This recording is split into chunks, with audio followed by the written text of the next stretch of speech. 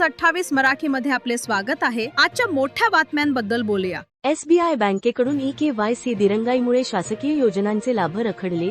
जव्हार तालुक्यातील लाभार्थी आर्थिक संकटात। जव्हार तालुक्यात स्टेट बँक ऑफ इंडिया बँकेकडून EKYC प्रक्रिया वेळेत पूर्ण न केल्यामुळे शासकीय योजनांचे थेट लाभ डायरेक्ट बेनिफिट ट्रान्सफर DBT लाभार्थ्यांच्या खात्यात जमा होत नसल्याचा गंभीर प्रकार समोर आला आहे।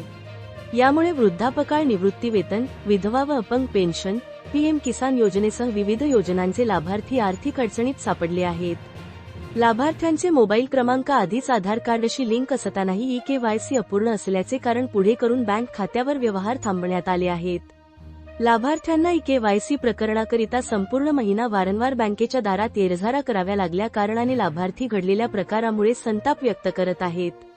वास्तविक रिझर्व्ह बँक ऑफ इंडिया तसेच केंद्र शासनाच्या मार्गदर्शक सूचनानुसार आवश्यक कागदपत्रे सादर केल्यानंतर EKYC प्रक्रिया ठराविक कालावधीत पूर्ण करणे बंधनकारक आहे।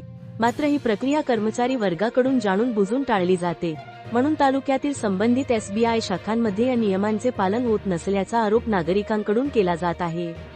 याप्रकरणी संबंधित ग्रामपंचायतीकडून लाभार्थ्यांना नोटीस बजावण्यात आली असून योजनांच्या अंमलबजावणीची जबाबदारी लाभार्थ्यावर टाकली जात असल्याने संभ्रमाची स्थिती निर्माण झाली आहे।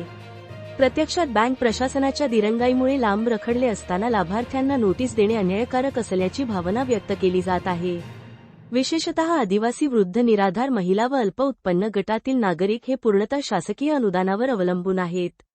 लाभ वेळेवर न मिळाल्याने औषधोपचार, घर खर्च व दैनंदिन गरजा भागवणे कठीण झाले असून हा प्रकार सामाजिक न्यायाच्या तत्वांना विरोधी असल्याचे मत सामाजिक कार्यकर्त्यांनी व्यक्त केला आहे।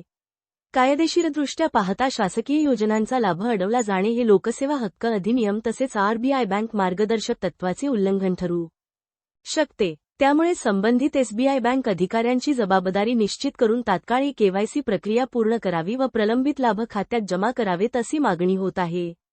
प्रशासनाने याकडे गांभीर्याने लक्ष देऊन बँक प्रशासनावर तातडीने कारवाई करावी, अन्यथा लाभार्थी व सामाजिक संघटनाच्या वतीने जिल्हा अधिकारी, बँकिंग लोकपाल, बँकिंग ऑम्बुड्समन व राज्य शासनाकडे तक्रार दाखल करण्याचा इशारा देण्यात आला आहे। प्रमुख प्रतिनिधी जगन्नाथ पाटील यांची रिपोर्ट।